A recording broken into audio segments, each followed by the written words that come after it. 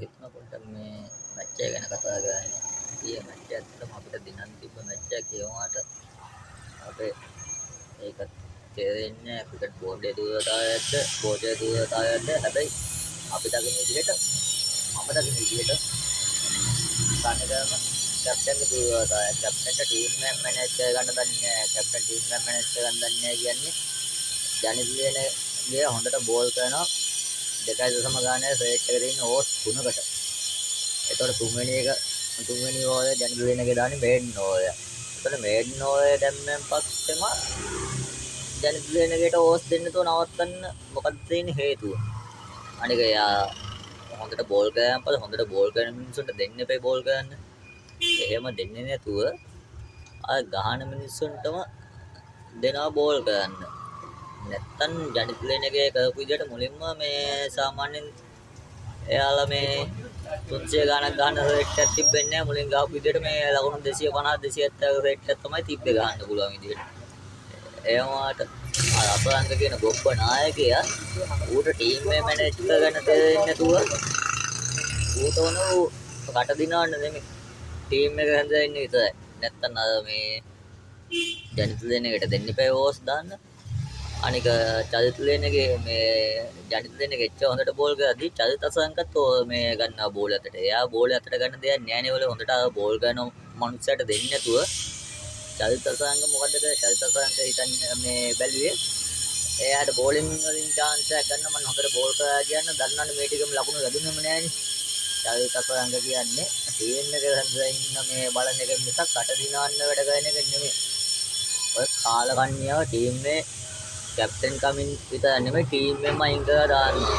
Team එක හදන්න පුළුවන් ඔය හොඳ කොල්ලෝ ටිකක් ඉන්නවා. දැන් ඔය පවන් රත්නායක කියන අවුතෙන් ආව පොඩි කොල්ලා ඔය වගේ සෙල්ලම් කරද්දී හැම මෙච්චර අවුරුදු ගානක් සෙල්ලම් කරපු උන්ට එක්ස්පීරියන්ස් එකක් නැහැ කියන්නේ මොකද්ද ක්‍රිකට් ටීම් එකේ තත්ත්වය. මේ අනේ මන්ද ඔය ජයසූරියත් මේ ගැහුවට ඩබල් වෙනවා මේ මුන්ට කෝච් කරලා. ඊට වඩා හොඳ ජයසූරියත් ඔය කෝච් කමෙන් නැයින් වෙලා හොඳ කෝචරේට් එක දීලා මේ ටීම් එකත් ඔය මේ කට දිනවන්න නැතුව බලුවට ගන්න උන් අයින් කරලා කට දිනවන්න මේ පුළුවන් කාවහල් දානවා නම් මොකද දන්නවද? දැන් ඊයේ හොඳට මැච් එක නිකන් වික්කා වගේ වැඩකුනේ අර හොඳට සෙල්ලම් කරන්න ආපු එකේ කෙලින්ම ජනිත් දෙනකට ඕස් දෙන්න තිබ්බා අනිවාර්යයෙන්. තව දෙන්න තිබ්බා. තව ඕස් 7ක් විතර දීදී ඔයගොල්ලෝ නැහැත්තුවා. ඒකත් මුගේ බලුවමනේ කරේ. ඔය ටික අනුත් මේ අසලංකෝ යගේ වැඩක් කරා මේ මැච් එක දසුන් සානකට ලකුණු ගන්න නැතුව දසුන් සානක ඉල්ලා දසුන් සානකට ඕය ඇතුළත දීදී දුන්නේ නැහැ. චෛත්‍ය අසලංකට ඕනේ එයාගේ යාළුවෝ ටිකයි. එයාටයි ටීම් එකේ ඉන්න විතර කට දිනවන්න නෙමෙයි. ඒ නිසා ඔය මේ දා රිච්මන්ඩ් එකේ ඔය ඉන්න මේ යාළුවෝ සෙට් එක ඔය බල්ලෝ ටික ඔක්කොම අයින් කරලා දාන්න ඕනේ.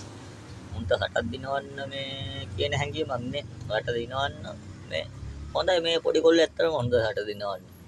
මේක උන් ටීම් එකක් හදලා පොඩ්ඩක් මේක දැන් ඔය කොච්චර වුණත් කොසයි මෙන්ඩිස් කොච්චර වේලුණා ටීම් එකේ ඉන්නනේ දැන් කමින්ඩු මෙන්ඩිස් මේ ටිකක් මැච් දෙක තුනක් පෙළුණා නැත්නම් කමින්ඩු මෙන්ඩිස් නෑ ටීම් එකේ ඉන්නවා නිකන් ටීම් එකට දාලා තිනවා ගස්සන්නේ ඒ වුණාට ඊට පස්සේ කවුද අපේ ඔය වගේ ඉතින් වැඩ කරද්දි තේරුම්න්නේ මේ කවුද අනිත් මේ බානුග රාජපක්ෂ ඒසියා කප් එක ගහලා දෙනවා ඒසියා කප් එක ගහලා දීලා ඒසියා කප් එක අරන් දෙනවා ලංකාවට ඊළඟ අවුරුද්දේ ඒසියා කප් එකට බානුග රාජපක්ෂ නේ.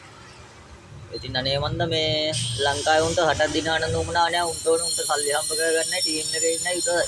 ටීම් එකෙන් නම් සල්ලි හම්බ කරගන්න විතරයි. ඔය කාලකන්‍යයින්ට හල් ක්‍රිකට් බෝඩ් එකක් දාලා හරි මැනේජ්මන්ට් එකක් තියෙන හොඳ නායකයෙක් ඉන්න ඕනේ. මේ මෙලෝ රහක් නැති මේ පස්සව නෑන පුක බලිය එකේ චරිත අසංක කියන කාලකන්ණියෙක් ඉන්න ඔය බල්ලව එලවලම දාන්න ඕන ටීම් එකේ.